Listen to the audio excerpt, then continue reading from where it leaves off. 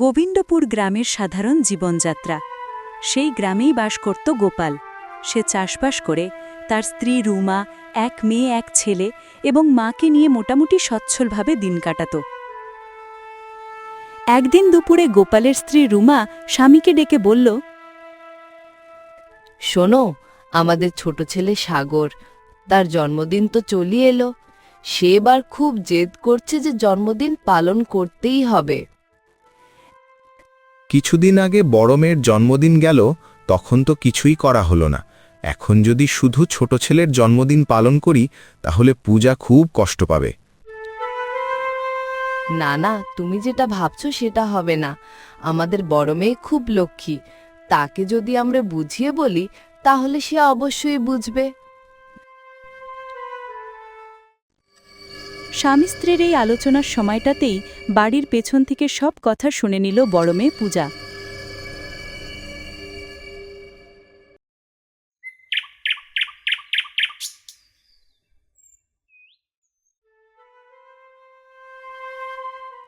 পরের দিন সকালে পূজা মায়ের কাছে এসে বলল,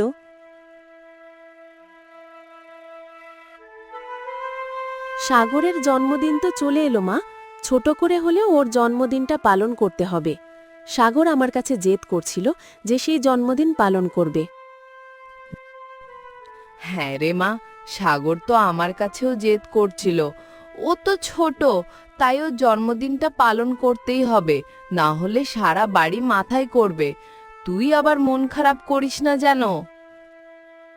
না মা, আমি রাগ করব কেন? ও তো আমার ছোট ভাই। আমি কি আমার ছোট ভাইয়ের ওপর কখনো রাগ করতে পারি? বড় মেয়ের এমন উদারতা দেখে মায়ের মন খুশিতে ভরে গেল।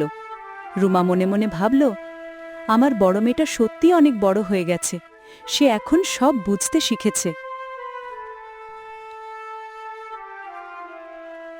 দুপুরে গোপাল জমিতে চাষ করছিল, আর রুমা তার কাছে গিয়ে বলল বড় মেয়ের কথা।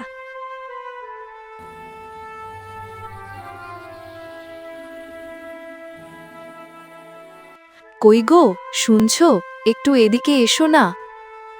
কি রুমা, তুমি এখন এখানে কেন এসেছো? দাঁড়াও দাঁড়াও, আসছি। জানো গো, আমাদের বড় মেয়ে নিজেই তার ছোট ভাইয়ের জন্মদিন পালনের কথা বলছিল। তাই নাকি গো? তুমি ঠিক বলছো? হ্যাঁ গো, আমি সত্যি কথা বলছি। সত্যি রুমা, আমাদের বড় মেয়ে এখন অনেক বড় হয়ে গেছে। ও এখন সব কিছু বুঝতে শিখেছে। চলো বাড়ি চলো।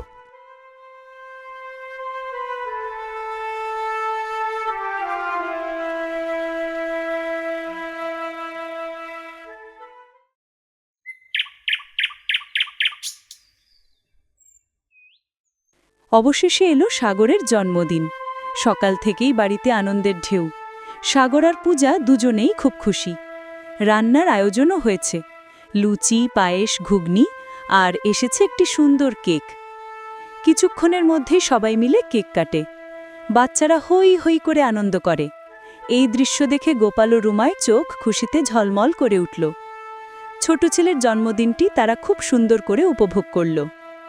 এইভাবেই আনন্দ, সুখ আর শান্তিতে গোপালের সংসার চলতে থাকে।